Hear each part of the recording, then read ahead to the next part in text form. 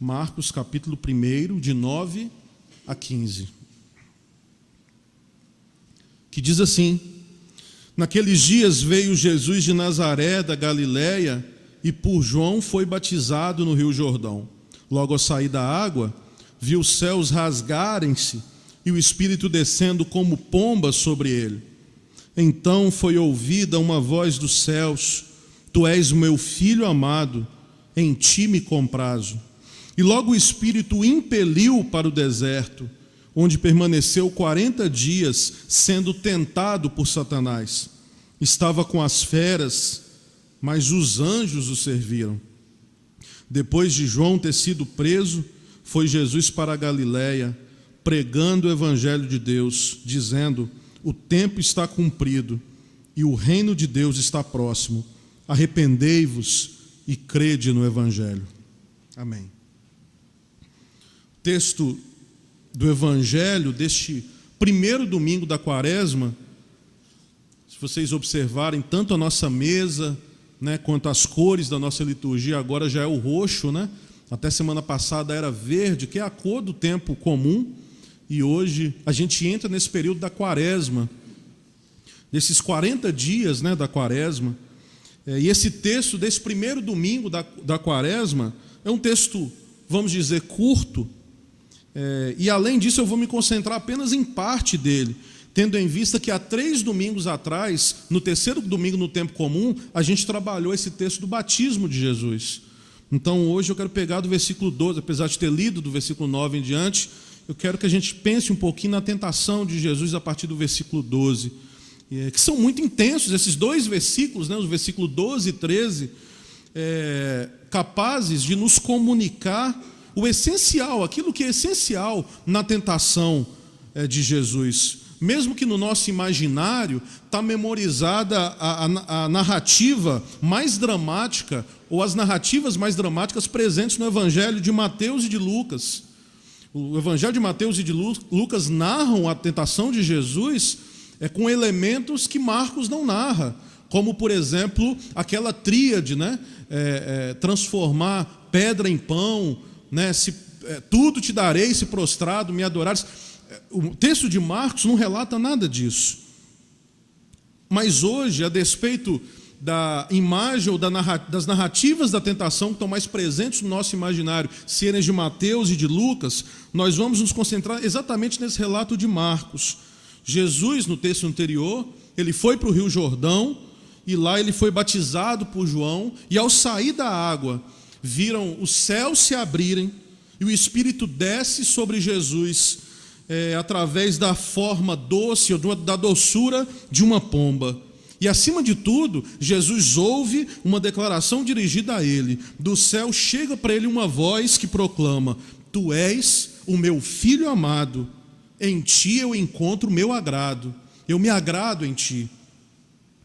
É a voz do Pai que confirma para Jesus o seu amor, a sua identidade de filho amado. É a voz que o habita com a força desse Espírito que desce em forma de pomba. Mas o que é intrigante, até mesmo nos incomoda no texto, é que esse mesmo Espírito que desce de forma tão doce, que desce nessa forma de pomba, ou seja, essa simbologia da pomba que desce sobre Jesus no batismo, no versículo 11, logo no versículo 12, diz que esse mesmo Espírito imediatamente o impeliu para o deserto. Vamos dizer no português aberto mesmo, o expulsou, o empurrou para o deserto. Esse Espírito que desce sobre ele e leva para onde os céus não estão abertos mais como estava no batismo, mas fechados. Leva Jesus, literalmente, expulsa Jesus para o deserto. Para onde está presente quem? Satanás, o adversário.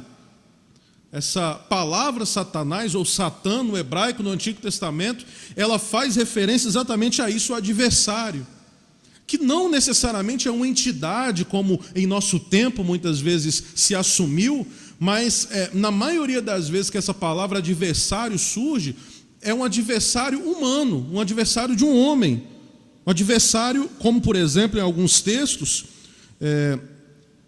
Números capítulo 22, o anjo do Senhor é o Satã que se impõe sobre o caminho de Balaão.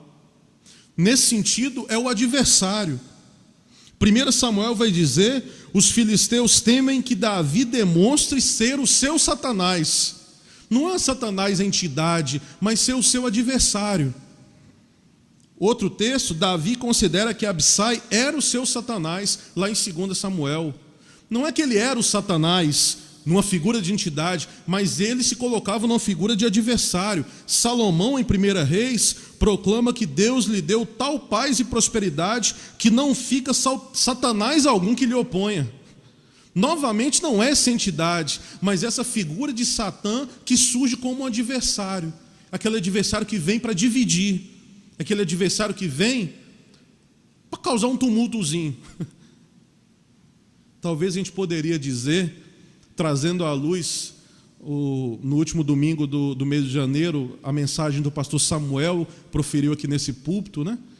Desses adversários internos que nós temos dentro de nós. Então deixa eu falar nesse contexto desses satãs, no sentido de adversário, que muitas vezes está dentro da gente mesmo, causando essas divisões e trazendo tudo isso, e fazendo de cada um de nós essa ambiguidade que Paulo expressou dizendo: quando eu quero fazer o bem, eu descubro que o mal habita dentro de mim. É interessante porque esse adversário se apresenta a Jesus na tentação exatamente no deserto. O adversário, aquele que põe à prova, aquele cuja missão é dividir, é separar. Satanás aqui é um dos nomes dados a esse poder maligno, desde lá do início da criação, e que nos textos, nos manuscritos de Qumran, mais à frente, é aquele que conduz a batalha entre os filhos das trevas contra os filhos da luz, aquele que se opõe. Ao longo de sua vida, Jesus irá se manter vigilante para descobrir Satanás nas circunstâncias inesperadas. Não apenas como um ente ou um ser, mas descobrir esse adversário, ou agora numa linguagem teológica, essa divisão nas circunstâncias que ele iria lidar na vida. Entendam, essa tentação de Jesus não pode ser vista como um fato, um evento isolado em si, mas um evento que aponta para algo maior que ele.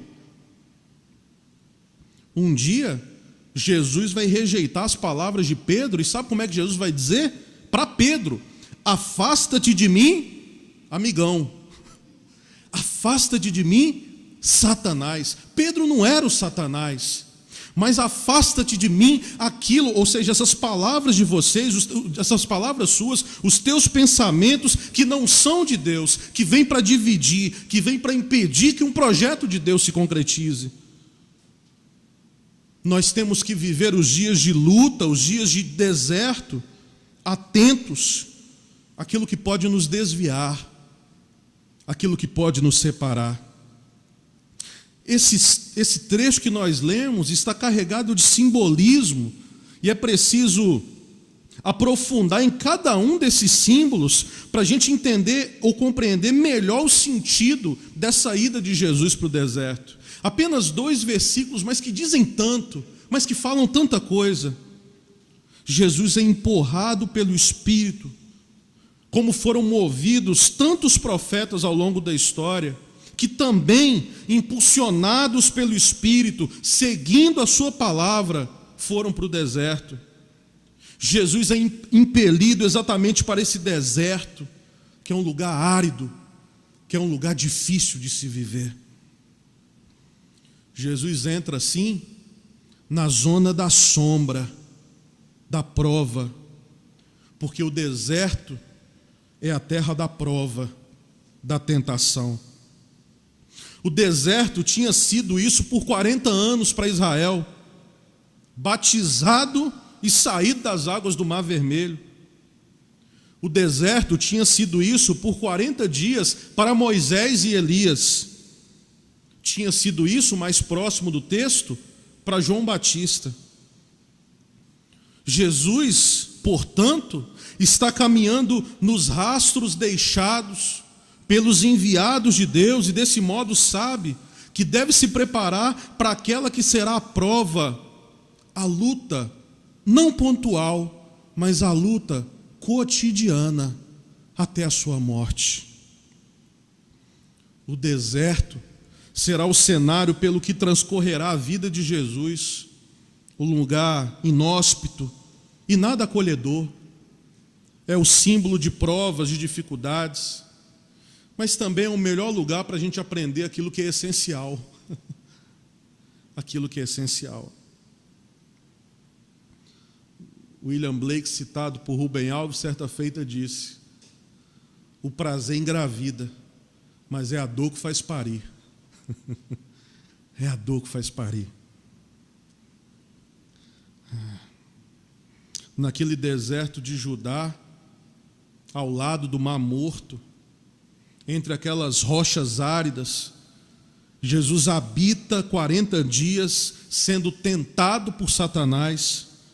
Sua luta é corpo a corpo, da qual ninguém é espectador. É uma luta interior. E Marcos não diz nada de preciso sobre as tentações sofridas por Jesus, aquelas que inclusive os outros evangelistas, Mateus e Lucas, em uma espécie de midrash, narrarão como uma luta contra o eros, contra a riqueza, contra o poder. Em suma, lutar contra uma manifestação prepotente e arrogante do reino. Parece que a tentação que Satanás faz sobre Jesus se resume de uma forma: esse mesmo reino que Jesus vem para dizer que não era desse mundo, Satanás a todo momento está tentando materializar o reino. Transforma em pedra, transforma em poder, transforma em comida, transforma em pão. Interessante porque essa descrição tão genérica de Marcos, em apenas 2 versículos, é uma indicação para discernir quantas vezes durante a sua missão Jesus ainda será tentado. De fato, Jesus será instado a utilizar o seu poder divino para anunciar esse reino de Deus, quando vão pedir para ele um sinal, um milagre do céu. Depois ele será tentado na hora da agonia, no Getsêmani, e ainda ao longo de toda a sua paixão, até sua morte e morte de cruz. Mas Jesus permanecerá fiel à sua missão, como enviado do Pai, ao preço de nunca responder à violência com violência e de dar sua vida até o fim. A tentação desse adversário também não passa por aí. Eu acho emblemático quando Jesus vai para ser capturado lá no Getsêmani e Pedro, logo na sua legítima defesa, corta-lhe a orelha do soldado. E Jesus vai lá e diz: não é assim. Jesus se recusa a responder à violência com mais violência. Jesus se recusa a entrar nesse jogo ou nesse círculo vicioso.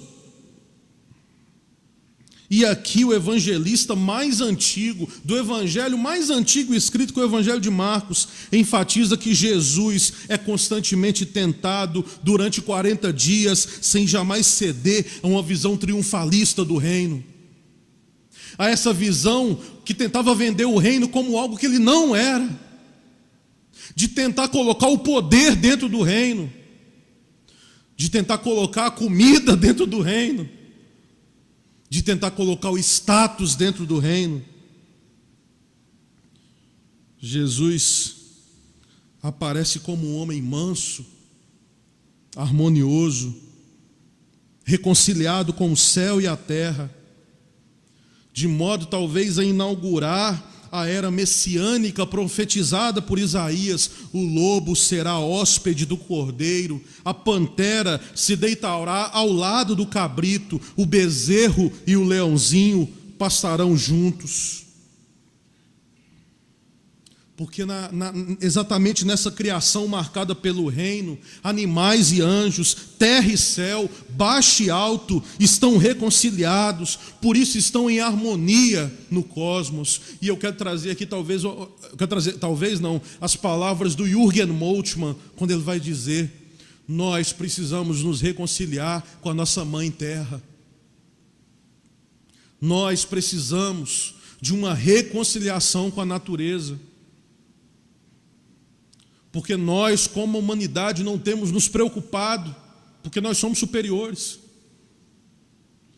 Dei aula durante um período numa igreja, e 8 meses eu ia toda semana, e eu sempre saía do trabalho, não dava tempo de ir em casa tomar banho, eu ia direto, e, consequência, eu chegava mais cedo na igreja, e sempre ficava lá batendo papo com o porteiro. E teve um negócio que chamou minha atenção. Todos os dias, quando eu estava lá, o zelador dessa igreja, que é uma igreja que foi feita numa área que era uma área muito aberta, e foi uma igreja enorme, o zelador dessa igreja vinha com 4, 5 pássaros mortos na mão, todo dia. 4, 5 pássaros mortos para poder jogar fora. Um dia eu fiquei curioso, vendo isso toda semana, e chamei e falei: o que acontece aqui? O que está acontecendo que eu estou percebendo que sempre você aparece com esses pássaros mortos? A igreja fez um prédio muito alto, muito bonito, imponente, e todo espelhado. E ele falou que por dia morriam uma média de 4 a 5 pássaros por dia, que vinha, batia no espelho, porque achava que era, um vão, batia no espelho e morria. Ele falou que morre por dia de 4 a 5 pássaros. Mas isso não é nada não, porque é para adorar a Deus o templo, A gente está lá dentro com ar-condicionado. É passarinho, o que tem passarinho morrer? O que importa é que a gente está lá dentro. Essa mentalidade que eu acho que a gente... Por que mudar um projeto tão caro por causa de pássaro? O que é? O Jacques aí que faz conta de cabeça. 4 passarinhos por dia. Quanto que dá no mês? Quanto que dá no ano? Jacques é minha calculadora, eu nem tenho mais, eu ligo para ele, ele fala na hora. Mas quanto que dá, cara? Olha que absurdo. Mas para a gente está tudo bem, Porque a gente está confortável dentro desse lugar. E esquece dessa reconciliação que deve ser um desejo, que é um desejo de Deus exatamente para tudo isso que vive.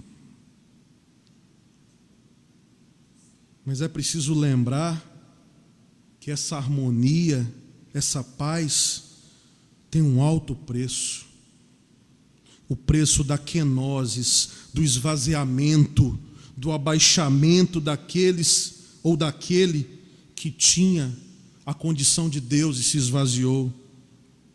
E eu quero voltar para a cena da tentação, porque ela não é um teatrinho exemplar para nós. Nós não podemos ver a cena da tentação como um teatro bonito para cada um de nós.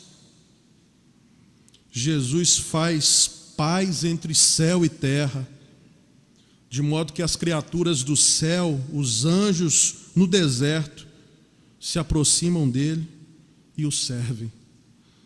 Pela manhã, Lisete nos chamou a atenção disso, Como o versículo é bonito. Ele estava em meio às feras e foi servido pelos anjos.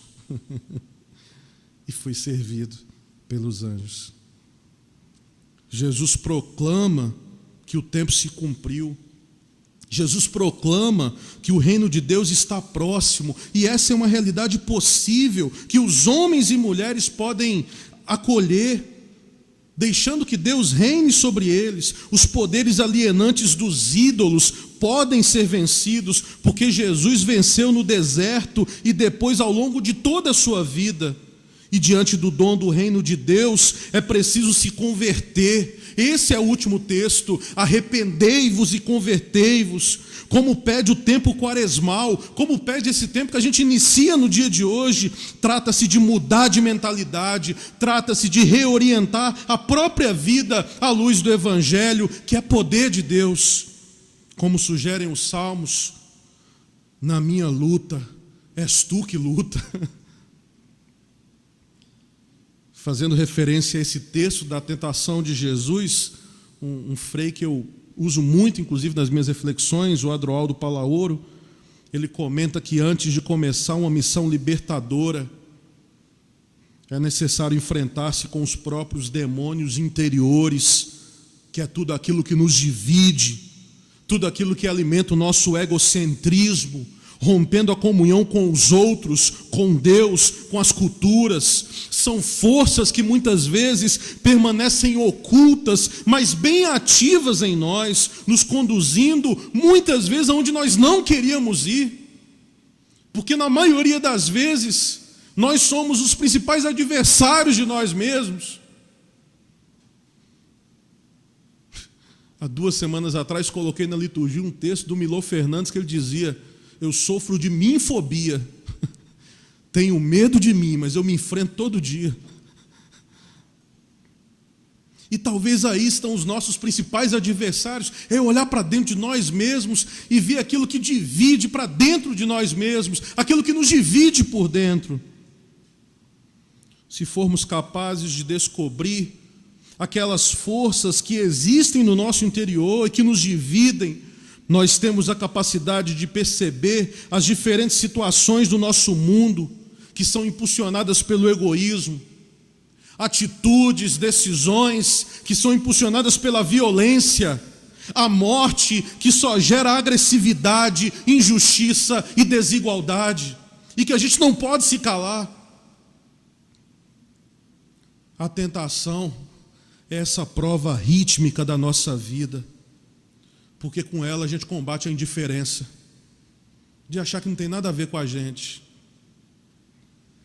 Por isso o tempo da Quaresma nos prepara para fortalecer-nos e adotar uma atitude ativa, de denúncia da gravidade dos crimes contra a ética, contra a liberdade e as injustiças.